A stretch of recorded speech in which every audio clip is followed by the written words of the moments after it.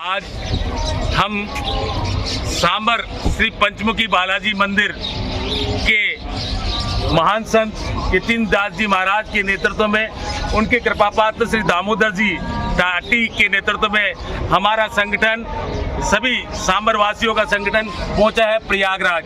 वह प्रयागराज जो 144 वर्षों बाद दुर्लभ सहयोग बन रहा है। दुर्लभ सहयोग से हम स्नान करने आए हैं, संत महात्माओं का आशीर्वाद लेने पहुंचे हैं और हम पहुंच चुके हैं। हमारी पूरी सांबर परिवार की टीम पहुंच चुकी है प्रयागराज। और प्रयागराज में मैं मेरे कैमरामैन को दिखाना चाह रहा हूं, हम प्रयागराज के तट पर पहुंचकर हम महात्यागी कोट संत सेवा शिविर में पहुंच चुके हैं। और कैमरामैन को दिखा रहा हूं, श्री 108 श्री महंत मंडलेश्वर महामंडलेश्वर साकेतवासी बाबा श्री लक्ष्मण दास जी महाराज के कृपा पात्र श्री 108 श्री महंत श्री श्यामदास जी त्यागी महाकुंभ 2025 प्रयागराज खाक चौक रामानंद से मार्ग पर पहुंच चुके हैं। और यहाँ पर संत महात्माओं का असीम आशीर्वाद मिल रहा है। मैं मेरे कैमरामैन को कहता हूँ, महात्माओं का आशीर्वाद लेने के लिए महाराज जी आपका शुभ नाम क्या है?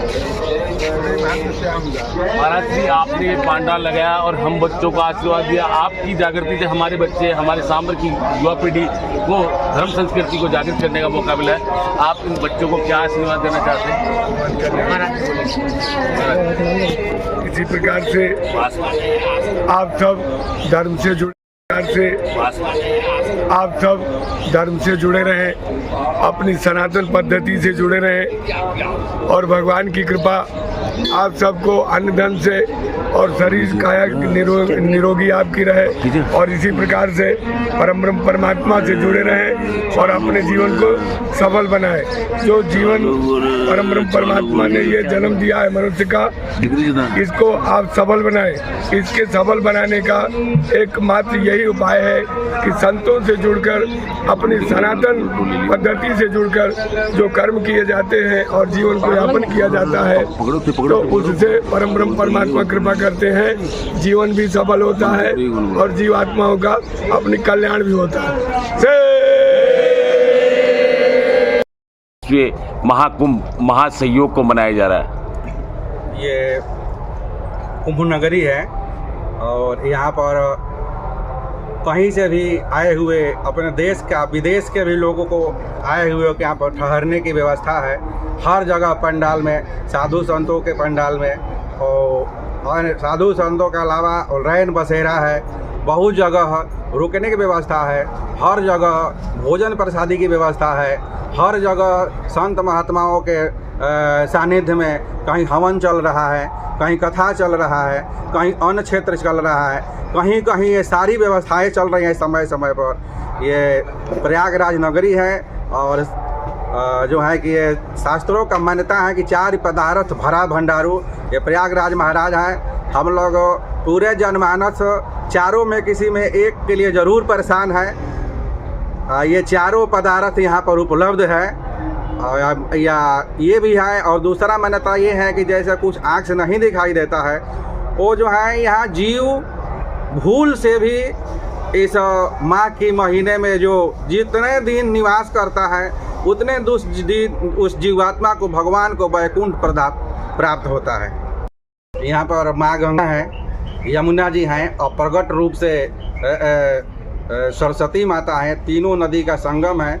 यहाँ स्नान करने से जो है कि अपना तो मुक्ति बनता ही है, आपके परिजनों के जो पूर्वज हैं, आपके जो पूर्वज हैं, जो हमारे परिवार में जन्म लिए और शरीर छोड़ करके चले गए, और यहाँ स्नान करने से, यहाँ दान देने से, यहाँ निवास करने से उस आत्माओं को भी परम गति को प्राप्ति होता है। यहाँ प्रयाग का अर्थ है जहाँ विशेष यज्ञ हुआ हो, उसे प्रयाग कहते हैं। प्रयाग उसे कहते हैं जहाँ विशेष यज्ञ हुआ हो। जैसे अभी यहाँ कहीं रोड है, कहीं सड़क है, कहीं पंडाल है, अगले साल आएंगे तो व्यवस्था ऐसा ही मिलेगा, लेकिन ये रास्ता कहाँ चला जाएगा, पंडाल कहाँ चलाएगा, ये माँ गंगा की कृपा है। कहाँ कैसे रखेगी इनके ऊपर है। यहाँ के पुण्य जो हैं अक्षय हैं, जो कभी क्षय नहीं होता है।